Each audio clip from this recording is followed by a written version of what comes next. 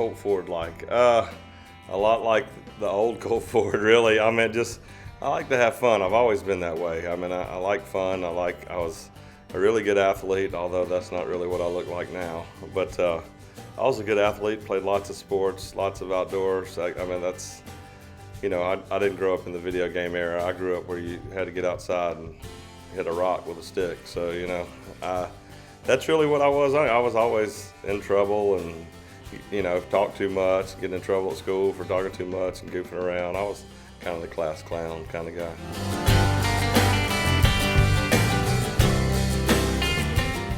Somebody asked me when I got into music, and I said, never. Music got into me. It's something that's always been a part of my life. When I was little, my mom said I just would beat on the dash, and she'd say a word, and I'd try to rhyme with it. And so it's always been a part of my life when I was young.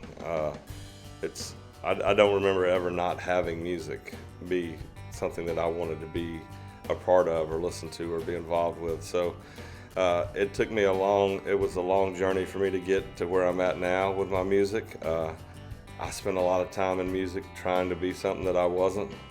But when I really decided to be myself and be honest, that's when my music started making sense for me and for a lot of other people too, I guess.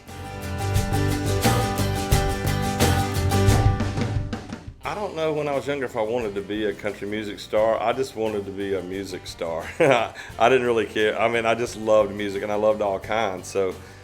And I just loved entertaining, and I guess that's something that's always been in me. I love to see people smile and see people happy. And unfortunately, to my parents' dismay, if that meant goofing off in school and making people laugh, that became part of the process to get where I'm at today. But yeah, I always loved the spotlight. I mean, and even again playing sports and everything.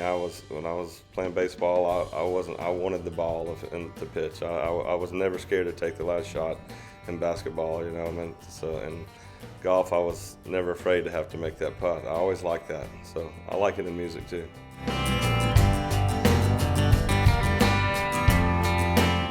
I think probably athletics, being competitive as an athlete growing up, playing sports and being a college athlete, and even on to playing professional golf for a living, it's made me less. I'm not afraid. I get nervous, excited, like I'm ready to go do it, but I don't get nervous, scared. So yeah, I think that probably has helped me along the way.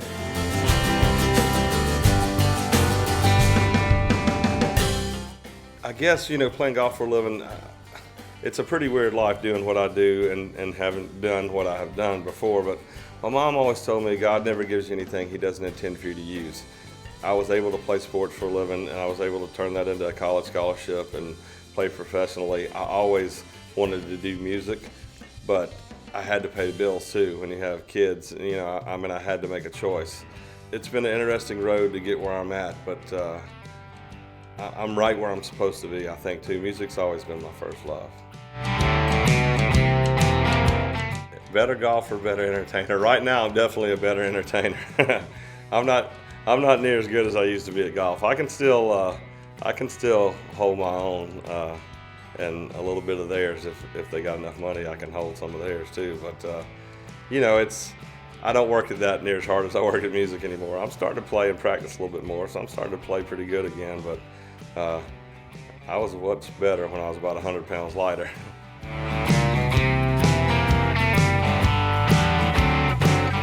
When I was coming into working on this record, Thanks for Listening, which I think is the best overall record that I've ever done, you constantly want to push yourself as an artist, as an entertainer, as a songwriter. You want to expand and push yourself, but you have to be very conscious of how you got here and the fans that allowed you to get here and supported you, so you don't ever want to lose them. So I felt like with this record, I gave them the best of everything that I'm good at, whatever that is, and I added a couple of more branches to the tree, and that being doing some singing and stuff, which I was very nervous at first about doing that. It turned out pretty good though. I'm pleased with how it turned out, and I'll probably do some more of it, and the feedback coming from some of those songs is really, really positive. So it's been fun to expand my whatever my repertoire, however you say that. I ain't French, but it's been fun to expand and do that kind of thing. So I'm pleased with the way the singing turned out on the record.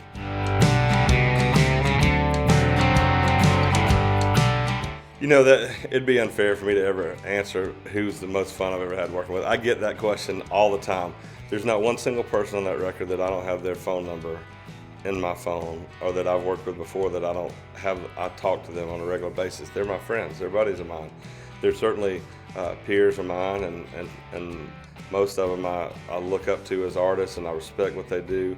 It's really humbling when you look at the list of the people that I've been able to work with. That's incredibly humbling, because some of them are the absolute biggest stars in our genre.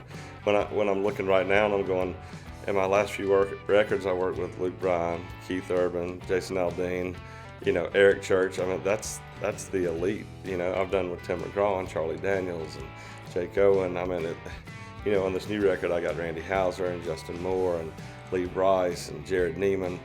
They're all buddies of mine, though. I've been trying to do songs with some of these guys on this record for the last 2 or 3 records. I just hadn't found the right song, and I kind of let the music take me to the artist. I've never sit down to write something and went, okay, I'm going to write a song, and this is going to be for me and Keith Urban. I've never done that. I write the song, we get done with the songs, and we listen to them, and I go, wow, this would sound cool with Keith Urban, or man, this would Sip It Slow is a song I wrote about my son, and 15 years old, and I was like, this would be perfect for Lee Brice, because Lee gives me that emotion when he sings that I really like, and that song is a very personal, emotional song, and he's a father of a son, so I thought he would get that. So I've been lucky, and I think I've been pretty spot on with who I've got to sing what songs. It's worked out pretty good so far. I don't really have a particular writing process. It's been all over the board for me. I've written songs lots of different ways. I've woke up in the middle of the night and had an idea and written a few lines down, and then sometimes it takes you a while to figure out exactly what the heck you were talking about when you wrote that down at 3 o'clock in the morning. So I don't really have a particular thing. Sometimes it's melody, sometimes it's the beat, sometimes it's just the idea of what it is, and it's fun to watch it come together, as to watch the process come from a line here and a line there to a full song to a chorus to actually recording it and hearing the finished product is a really neat process to be a part of. And there's so many great songwriters in Nashville. I don't consider myself a great songwriter. I've been lucky to write a couple of big hit songs, but I try to be honest as a songwriter. I mean, as far as who I am, and I think if you listen to my music, when you meet me, you would know everything you need to know about me. If you listen to any of my music, you would kind of know who I am and what I am. So.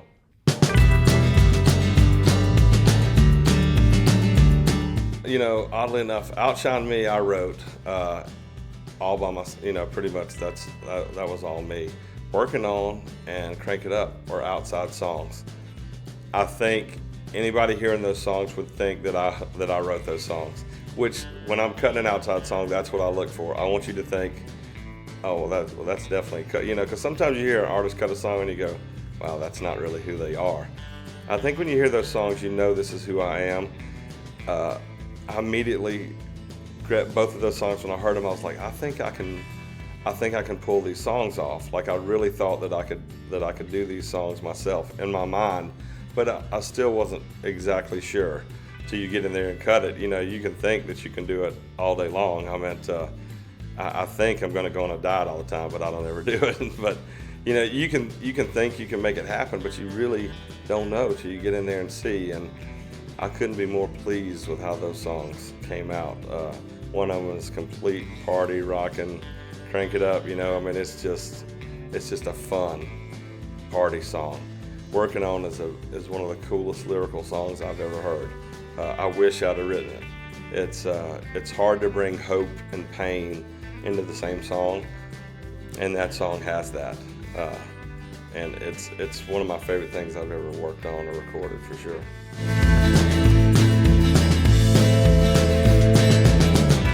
When we're talking about this record and the comic book idea, it's been around for a couple of years. We've talked about it. I certainly don't think I'm a superhero by any stretch of the imagination, but it was fun. I wanted to do something for those country kids.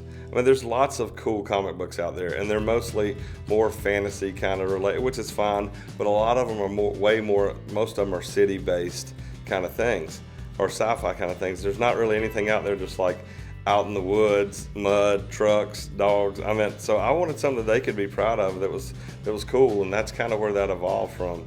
My superpower in the comic book is, stomping my boot and shaking things up. I don't know what I wish. I don't know if I could. I don't know if I want to fly, or I don't know. I think maybe be invisible. That'd be fun to sneak around in some people's room. I'm not going to say whose, but that might be fun.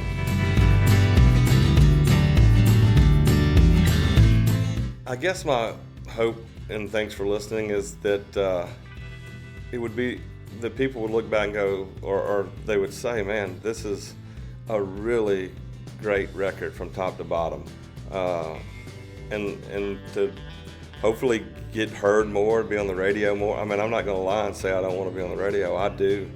Country music is kind of ruled by the radio.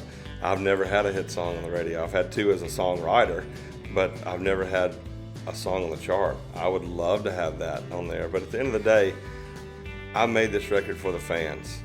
I never made a record to win an award or win a trophy. I make music for the people. I think that's what they dig about me, and that's what I love to do. So my goal is that when I play these songs every night, that they sing along and they love them as much as I do, and the songwriters that were a part of it, and my band who played on all these songs with me, which is unusual for Nashville. All my guys played on this record, and I wanted them to, because I want them to be as big a part of it and as proud of it as I am. And when we're out there playing it every night, they're going, hey, I came up with this guitar lick or this fiddle lick or this drum fill. That's a cool thing, and they deserve it as much as I deserve it. So the record is what it is. It's thanks for listening to the fans, from me and the guys that play it every night. I just hope they love it as much as we do. Yeah, this is for driving around Jack and Diane town anywhere Saturday night. Yeah, this is for the back roads, turning up the radio, heading right, bringing it to lane, turns into Main Street, cruising the same streets, over in the passenger seat.